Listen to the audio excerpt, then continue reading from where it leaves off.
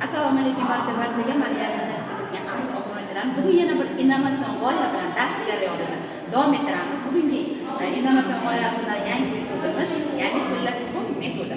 Bu metodni dars jarayonida qo'llaymiz. Natijasi qanday bo'lishini o'zingiz guvoh bo'lasiz. Bizni kuzatishda davom eting va barcha YouTube kanaliga a'zo bo'ling va bu kanalda eng ajoyib so'nggi innovatsion g'oyalarga boy bo'lgan metodlar hammasi bizning kanalda.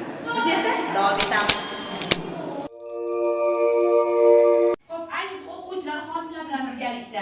Tilla tuxum metodidan foydalanamiz. Bundan qanday foydalanamiz? Matematikada 9 ga bo'lish alomati mavzusini mustahkamlash maqsadida sizlar bilan biz tilla tuxum deb nomlangan metoddan foydalanamiz. Demak, bu yerda o'quvchilarimiz hammasi raqamlangan. Hozir ichidagini aylantirib turib, raqamlarni kimga chiqsa, o'sha raqam o'quvchisi chiqib, doskaga berilgan sonlardan 9 ga bo'linadimi yoki bo'linmaydimi? Aniq o'sha narsani aniqlab, demak, to'g'ri topsa, rag'bat kartochkani qo'lga kiritadi. Tayyormisiz? Unda boshladik. Demak, birinchi chiqadigan o'quvchimizni aniqlaymiz. 10-raqam ostidagi o'quvchimiz kim edi? Demak, Tojiboyeva chiqadi birinchiga. Xohlagan bitta sonini tanlaysiz. Qaysi sonni tanlaymiz?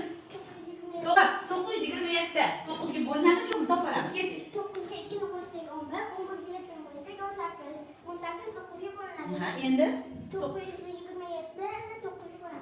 Bo'lamiz. Qani dumaloq shaklga olib olamiz. Bo'linadi demak 9 ga. Bo'lsak necha bo'ladi? Hisoblaymiz. 103 bo'ladi. To'g'ri qarsa chalamiz. Barakalla. Javoblarni boyga barakalla. Qani kim chiqarga topamiz. Hop. 23-raqam ostidagi o'quvchimiz kim edi? Toyirov. Chiqamiz, ketdik. Qaysi raqamni tanlaymiz? 558. 558 9 ga bo'linadimi yo'q topamiz birinchi? 5 ga 5 qo'shamiz 10, 10 ga 8 qo'shamiz 18. Bu son 18 son 9 ga bo'linadi demak 558 demak 9 ga bo'linadi. Bo'lamiz necha chiqadi? Mana olamiz demak bo'linadi. Necha chiqadi? 62 qoyil zo'r. Qancha keladi? Zo'r. Barakalla zo'r.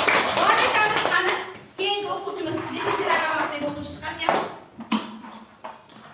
Demak 6-raqam ostidagi o'quvchimiz kim edi? Muhammadxon chiqadi qani?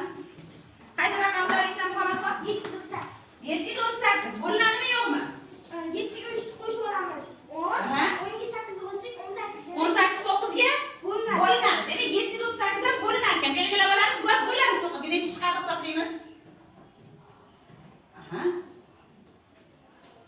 Yaxshi. Muhammadxonga qarshi chiqamiz. To'g'ri. Barakalla. Zo'r. Borlikamiz keyingi o'quvchi kim bo'larkan hozir ko'ramiz. Xo'p, 8-raqam ostidagi o'quvchimiz Turaliyevaga qani chiqamiz. Qaysi raqamni tanlaysan qizim? 8 ga 28. Ketdik. Bo'linadimi yo'qmi? Hisoblaymiz. Qani birinchi qanday hisoblab olamiz? 8 ga 2 ni qo'shamiz 10, 10 Aha. ga 8 qo'shamiz 18. 18 9 ga bo'linadi. Demak 8 ga 18 bo'linishi kerak 9 ga. Necha chiqadi? Harakat qilamiz.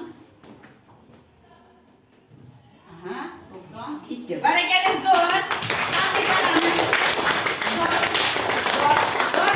Qani keyingi o'quvchimiz kim bo'lar ekan? Hop, keyingisi 17-raqam ostidagi o'quvchimiz Shabnam ekan. Qani chiqamiz Shabnam. Qaysi raqamni tanlaymiz Shabnam?